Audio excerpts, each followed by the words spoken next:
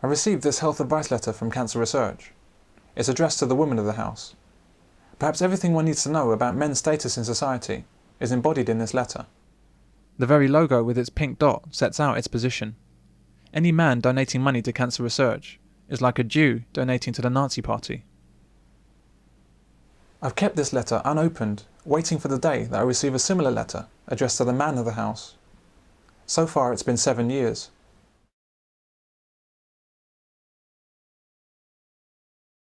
I have cancer. I've got breast cancer. My wife died of cancer. I survived breast cancer. Please give £2 a month to Cancer Research UK, so even more women can survive breast cancer.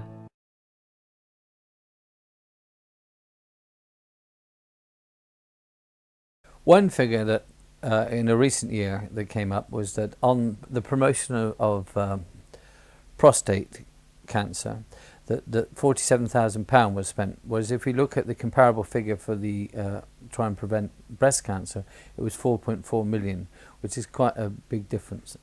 100 times as much, and now the difference in spending is increasing. Cancer Research alone spent £45 million on breast cancer in 2008. Does it draw conclusions about the balance of healthcare in Britain?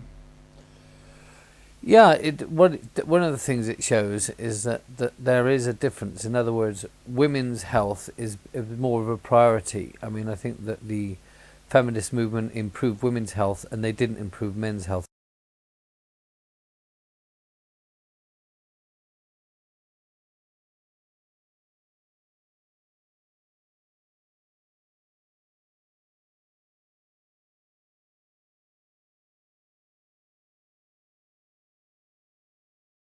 And this is in part due to the fact that men's health issues, so for example prostate cancer, have not been given the same sort of immediacy, the same sorts of priority as women's illnesses such as breast cancer. The amount of preventative care on breast cancer is far more than the amount of preventative care on prostate cancer, for example. You take now birth control clinics, they're not at all they're very gender specific. They're geared towards women, and they give free health care to women. Female methods of birth control, the pill, the diaphragm, they're provided free. Male methods of birth control, the condom, are not provided free. So men have to go, can't go to their doctors and get them for free. They can go to the FPA and get them from free, but still the family planning associations are not that. I don't think they cater very much for men, and if men go in there, there'll probably be one man amongst about 20 or 30 women. It got into health. You know, you had women clinics. Now, in a society where you're talking about equality of opportunity and everything's all got to be in a par, what the hell are we playing at with women clinics? Why don't we have clinics for all people? So you would say that men don't value their bodies in the same way? No, I think that's right. I think that the whole of our society is geared towards thinking women's bodies are rather special, and there's not the same thing about men. I remember when I was doing studies in youth culture, I used to read the male magazines and the female magazines. And if you read the male magazines, you find they had pictures of women. But if you read the female magazines, you also found pictures of women. It was only in the gay magazines that you found pictures of men. And this doesn't give very many men a positive body image, and this can affect health, I think, because if they don't think they should look good. I was talking to a young woman the other day who said it doesn't matter. I said I was going to try and lose a bit of weight, but she said, it doesn't matter what a man looks like, it only matters what women look like. Well, if people think that, then in fact it doesn't encourage men to look after their body, to work out or whatever they need to do to keep fit. Do you think that men and women are in competition for health funding? Yeah, I think to a degree we are. We do see that men and women are in competition. Women tend to get it for their breast screening, where in fact it doesn't get awarded for prostate and testicular cancer, for example. Because I could get prostate cancer, or do I have to set up my own prostate cancer awareness month and then we're in competition? Breast cancer awareness month. I mean, why not cancer awareness month? Why breast cancer awareness month? So again, you've got this dividing it all up business. So if you've got prostate cancer, well, you can go and hang yourself, you know. So we have a situation again where my wife regularly goes in for breast cancer screening and that sort of thing. I don't get any screening at all. And yet I hear all the time of people in the family or even guests that normally come, oh, he got prostate cancer, it was too late, he's dead.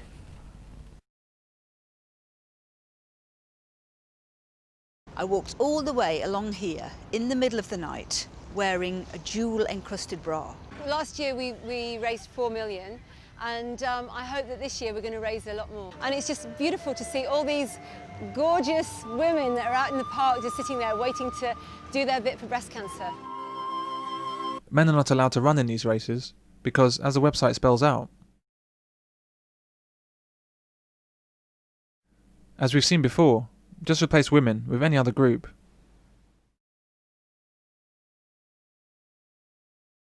And the hatred becomes clear.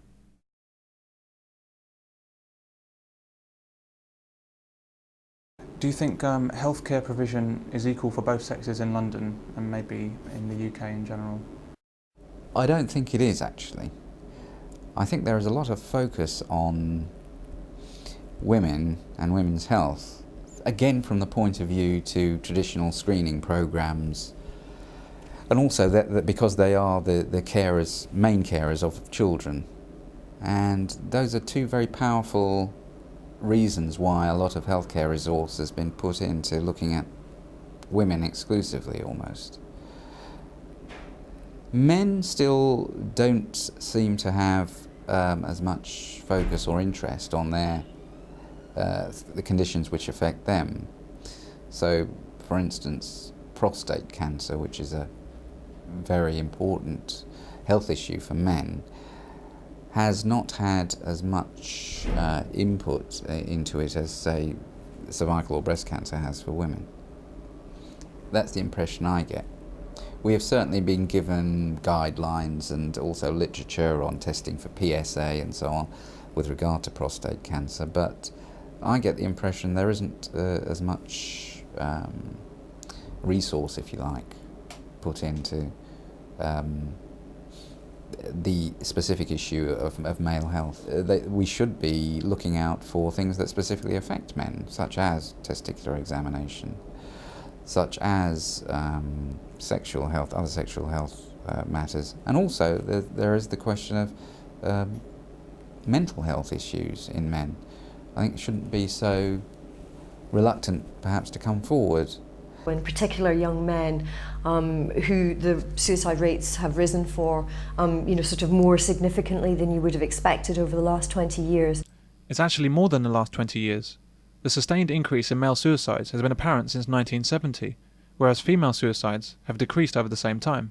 There's a perception of men as being stronger and more able to deal with things, whereas it's more natural for women to express their feelings and to be the ones that say, I can't cope, I need help. Whereas in our society today, still very much there is this, men are supposed to be the strong, silent ones who can cope and just carry on. And it's difficult to get beyond that, and to perhaps say, no, I do need help, The medical specialisation of gynecology is a standard part of the medical landscape, but even the word andrology is not known by many people. St Bart's Hospital in London has a breast cancer wing, but it doesn't have a testicular cancer or a prostate cancer wing. Breast cancer is very much, as is testicular cancer, very much a disease where if you pick it up early, you've got a much better chance of cure. The extreme selfishness of women and society's willingness to support it is truly astonishing. Why do we have mobile breast cancer screening units and not mobile testicular cancer screening units? That's a very good question. I do take your point about testicular cancer screening, and as far as I can recall, the only real public promotion of that was when Richard and Judy did their televised, this is how you examine your testicles. And that was daytime TV, as I recall, wasn't primetime TV. Really, there isn't a hell of a lot of publicity about it. It's a very easy thing to do as well. It's easier and cheaper to do a testicular exam compared with a cervical cancer exam. So why is cervical cancer screened and testicular cancer not? I mean, I'd like to see sort of like, just so they have breast cancer things going around, screening things. I think maybe we should do the similar things with prostate cancer, you know, so that both the sexes, maybe both at the same time, you know, they save the price of the vans, you know, and you could get the men to go along there, and they're more likely to go if they've then, you know, and do it at the workplace as well. That's another thing that could be helpful. So all the guys would go along and get their prostate checked, for example, or something similar. At what age were you shown how to do a testicular exam, an examination of your testicles for any cancerous lumps or any abnormalities? If I was shown that, I can't remember. So no, if I was, I can't remember it. When's the last time you did an exam of yourself? I have no recollection. And do you think that most men know how to examine themselves for testicular cancer in the same way that women know how to examine themselves for breast cancer? No, I don't think that most men know how to examine themselves for testicular cancer. And I have to admit, I certainly don't have a systematic kind of program of examining myself for testicular cancer. Why do you think that is? Reflecting on that, again, it may be a gender difference in that men aren't as concerned about things like their health in terms of testicular cancer. When did you last do a test, an exam of yourself? Don't know, man. Don't really think of it. You're not worried about it? No.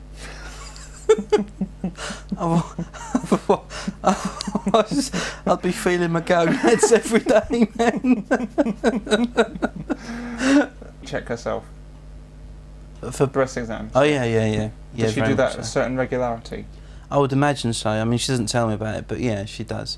I think she does it sort of, you know, in the bath and stuff. So do you think you test yourself as often as she tests herself? No way, no. No. Not at all, no. I'm not saying I never do it, but you just don't think of it, do you? You don't really think of it. I can give you an idea from a typical surgery list. This afternoon I'm seeing 16 patients, of which 10 are women. And is that typical, would you say? I think that's fairly typical. It's about 60 to 70% or so of the patients, or even more, who attend are women. I'm not convinced yet that men are as interested, if you like, in their own health as women are. They tend to come more on a reactive basis when they have something wrong with them or causing them some anxiety, whereas women, I think, have, because of the history of screening, for instance, in primary care, where we, for many years, have screened for cervical cancer and breast cancer with mammography. If a patient comes to you for a cervical smear, for instance, they will often mention to the nurse some other issue, such as, oh, well, that mole has been there for a long time, I think it's changing, something like that. They're actually there in a situation where obviously they're having something done to them, but they can also use that for other things as well. Whereas men traditionally haven't had that opportunity. I suddenly realised that with prostate cancer, for instance, that up to about 4 or 5 years ago, they were spending several £1 million on breast cancer development and £43,000 on prostate cancer. When I wanted to go and get a PSA blood test to see if I had prostate cancer as a screening exercise, I was actually told that no, the health minister says men cannot have that PSA blood test. We've decided not to screen, and that puts people like me into a difficult position when a man comes in to say, I'd like a PSA done, which is the test for prostate cancer as a blood test. A California cancer surgeon successfully campaigned for a special postage stamp that has raised $50 million to fight breast cancer, a disease he cuts out of dozens of women's bodies each year. But he's been unable to win a similar stamp for prostate cancer. Ironic, considering he now suffers from prostate cancer himself. The government and countless charities spend taxpayer money informing women of their health needs, and then spends more money improving their health. In the case of men, the government spends no money informing men of their health needs, and men's charities barely exist. They have been brought up not to consider themselves. I think men are brought up to consider other people first and foremost. And It's also the case that a vast amount of funding has been poured by the government into educating women about their health needs, but very little has been put into those needs for men. In fact, a few years ago, I think it must be about 6 years ago now, when I was at my local GP surgery, I was sitting in front of one of those revolving displays with information booklets. And I promise you, without exaggeration, I don't exaggerate, 6 of them were to do with matters relating to men and women's health. 14 of them were exclusively to do with matters to do with women's health. There was not a single booklet that was exclusive to any topic to do with male's health. It was also admitted by the health minister 4 years ago that 8 times as much money was spent on women's health issues than on men's health issues. 8 times as much. So the situation is that men have been trained, firstly, not to look at their own needs first, and also they've been ignored. They haven't been alerted to the medical problems that they are likely to face. And that's been down to the government and the influence of the feminist movement. It's also the case that there's no minister for men. There is a minister for women, and the job of that ministry is to look after the interests of women, to investigate every piece of legislation to see how it affects women, and to ensure that no piece of legislation adversely affects women. But there is no scrutiny by government to see how any legislation adversely affects men. There's simply no department. It's funny, isn't it? We've got a ministry for women, haven't we? But we haven't got one for men. Now, why is that when women live longer? And this actually shows the fact that women have kicked up. In fact, I was talking to a guy in America, and he said, well, men live an average of 6 years less than women. Now, if it's the other way around, if women live 6 years less than men, the feminists would be kicking and screaming and shouting, and men just seem to accept it. And I think he's right. So, for example, when you have a politician who is typically standing before you arguing for some particular policy, he's usually arguing on behalf of his party, his political party, or perhaps on behalf of his country. But I'll bet you've never seen a politician in your life standing up and arguing for the cause of men. I've never seen it. I've seen them talking about women, but the psychology of men, if you like, has been hidden. His party would not benefit by creating a minister for men. They purposely see no need for one.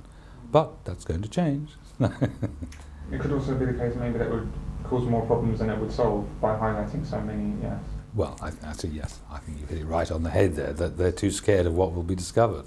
Absolutely. 100% whole grain. Women who have healthy hearts tend to eat more whole grain foods. Never too late, Mom.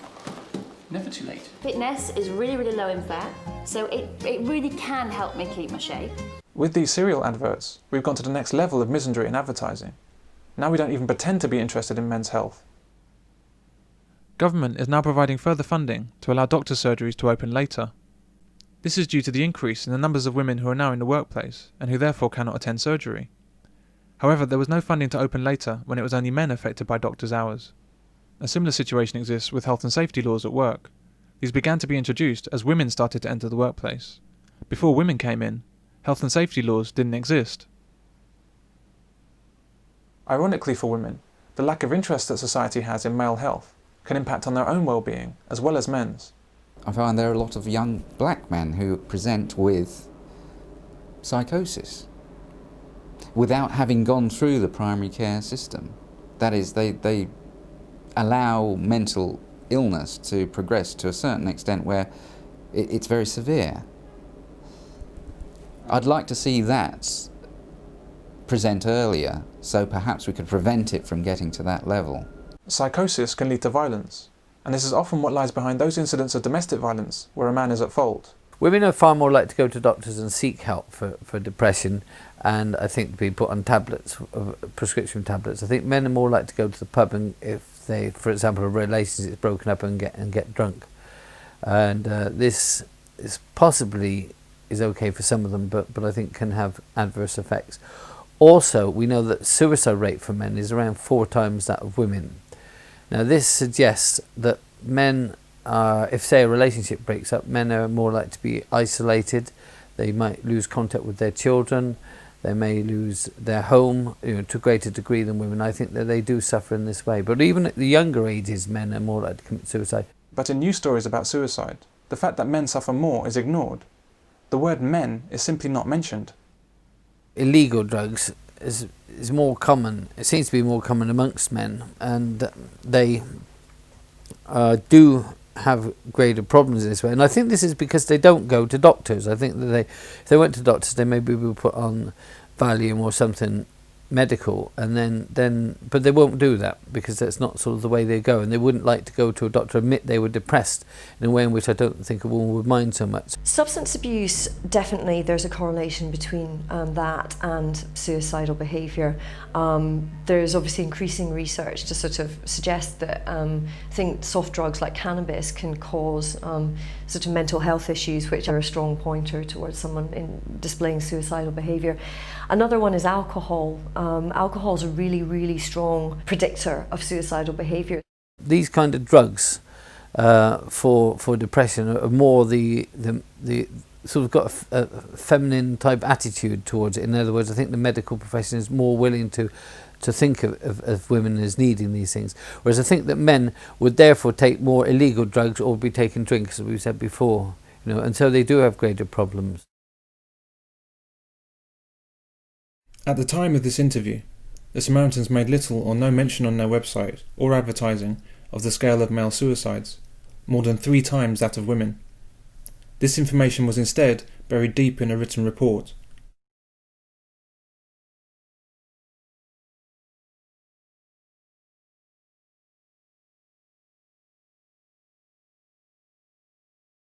You couldn't make this stuff up. It's not more men, it's over 3 times more men.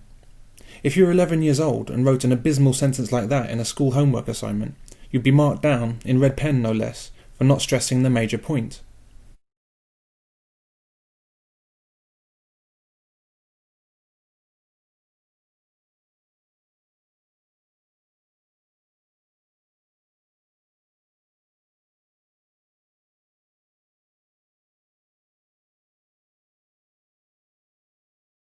I asked if the charity had any plans to start focusing help on those who are so obviously at highest risk, men. Now, because young men are at such a high risk of suicide, it's likely that the activities that we carry out will have a gender bias and that we will look to target the high risk groups more specifically, and young men as a part of that.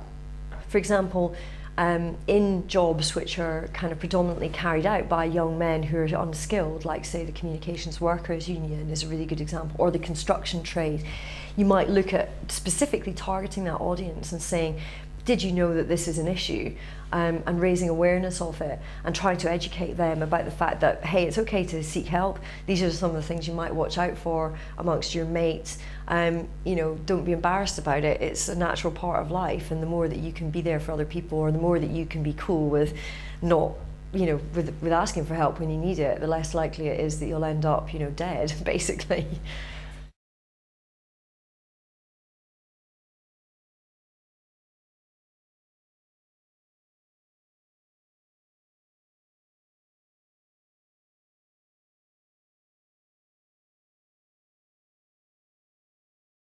Or perhaps deny that they have a different attitude or outlook about their health, denying that it's ever going to happen to them.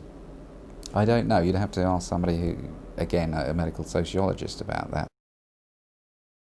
Women take more care of their health because they tend to go to doctors, to get used to it. They go for maybe birth control, or they maybe go when they're going to have babies. So they're far more likely to see it as a natural thing to do. Whereas I think a lot of men are rather macho. One of the American commentators said that when men are in their 20s, they're too fit and too strong to go to doctors. When they're in their 30s, they're too busy to go to doctors, and when they're in their 40s, they're too scared to go to doctors. So this is why they didn't really go. I think it's up to people who decide on strategy and funding at senior levels in the NHS and government, who need to look at things, I think, a bit more dispassionately. If men had the same level of healthcare as women, how many lives could be saved? Is it as simple as that? Well, I think that I think we could maybe add a couple of years to men's health if they took more care. the same career as women, at least 2 years, and maybe 3 years in the longer term. Why are we not striving for those few extra years for men? For sons, brothers, fathers, grandfathers and friends? How about these headlines? There ought to be more representation of men's health on strategic bodies, not only local, regional, at governmental levels, which look at overall strategy with regard to that specific issue, whether there is enough equality in health provision and also resource being put into men's health.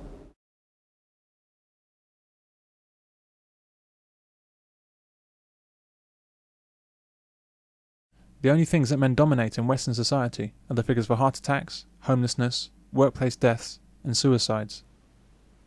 Like so many of the slogans invented by feminism, the term male-dominated is a myth and always has been.